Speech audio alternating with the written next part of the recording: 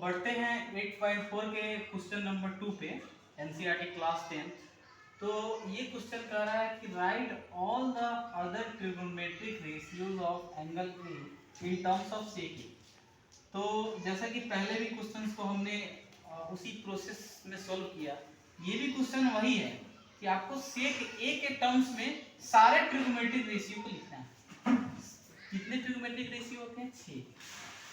Sign a, cos a, tan a, cosec a, sec a, cot. इन 6 trigonometric ratio में हमें सेक ए में इन पांचों ट्रिगोनोमेट्रिक रेशियो को लिखना है। तो अब ये कैसे हम इस चीज को लिख सकते हैं? तो सबसे पहले हम साइन ए को कन्वर्ट करेंगे सेक ए में। कैसे करेंगे देखते हैं। तो हमको पता है कि साइन ए का, देखो यहाँ पे दो चीजें हैं। दो चीजें ये है कि दिमाग में ये आ रही है कि साइन ए यहाँ भी है साइन, और हमारे पास यहाँ भी है। तो कोई बच्चा यहाँ से भी प्रूफ करना चाहे तो प्रूफ कर सकता है, लेकिन बहुत के अब इसको साइन ए को फिर कन्वर्ट करोगे फिर वो कॉस में आएगा, फिर कॉस को फिर आपको कन्वर्ट करना पड़ेगा सेक में, फिर आपको कन्वर्ट करना पड़ेगा उस तरीके से। तो थोड़ा वो आसान हो जाएगा ना। इसको करेंगे तो कॉसेक में आएगा, और कॉसेक को फिर करोगे तो कॉट में आएगा, फिर कॉट से टैन में आएगा ना। तो उसके इसे यूज करने से अच्छा ये है कि हम इस ट्रिगोनोमेट्रिक रेशियो का इस्तेमाल करें। हमारे कहने का मतलब आपने बातों को समझ लिया होगा।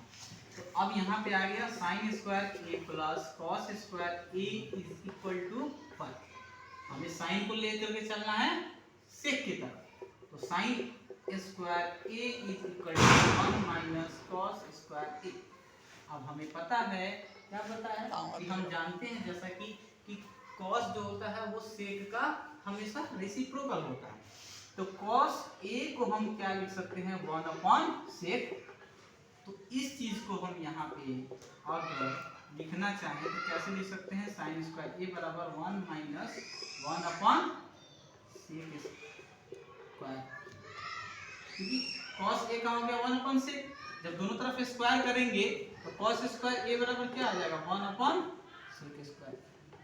यही चीज हो गई 1/सेक स्क्वायर। अब यहाँ से इसको हम सोल्व करेंगे फर्दर। तो sine square A is equal to होगा सेक स्क्वायर ए माइनस 1/सेक स्क्वायर। अब ये आ गई साइन स्क्वायर की वैल्यू, हमें चाहिए थे साइन की। तो अब यहाँ पे साइन की वैल्यू जब हम निकालेंगे तो यहाँ पे आकर के अंडर रूट लग जाएगा। तो ये हो जाएगा सेक स्क्वायर ए माइनस 1/सेक स्क्वायर। अब ध्यान ये रहना चाहिए कि यहाँ पे ऊपर का कोई कंप्लीट स्क्वायर नहीं है। जैसा कि देख सकते हैं सेक स्क्वायर ए माइनस 1 है। अगर ये पूरे का कंप्लीट स्क्वायर रहता ऊपर वाला हमारा न्यूमरेटर पार्ट, तो उसको हम अलग कर सकते हैं, लेकिन नहीं है। लेकिन डिनोमिनेटर पार्ट को देखें तो ये सेक का स्क्वायर का अंडर रूट है। तो ये क्या होगा? सेक स्क्वायर से ये अंडर रूट कैंसिल हो जाएगा। तो ये होकर के नीचे आ जाएगा केवल सेक ए, और ऊपर में रह जाएगा under root sec square a minus 1। तो ये हो गया हमारा आंसर। तो हमने ये देखा कि साइन ए को हमने किसमें कन्वर्ट कर दिया? सेक ए में। इसमें केवल सेक ए ही है, दूसरा कोई भी नहीं होना चाहिए। अगर मान लेते हैं किसी सवाल में अगर जैसे कि यही सवाल था, इसी सवाल में साइन ए की वैल्यू सेक ए में आ गई, हो सकता है कि जो एग्जामिनर जो है इसमें सेट कर देगा कि जो सेक ए की वैल्यू आपको दे देगा, बोलेगा कि इस जो आप रिजल्ट पे पहुंचे हैं इसमें सेक ए की वैल्यू डाल करके आप साइन ए की वैल्यू निकालिए। तो आपको पता है कि साइन ए की वैल्यू हमारी सेक ए के टर्म्स में आ गई। तो यहाँ पे हम सेक ए की वैल्यू पुट करके हम डायरेक्ट साइन ए की वैल्यू बहुत ही इजीली तरीके से निकाल सकते हैं। तो थैंक यू।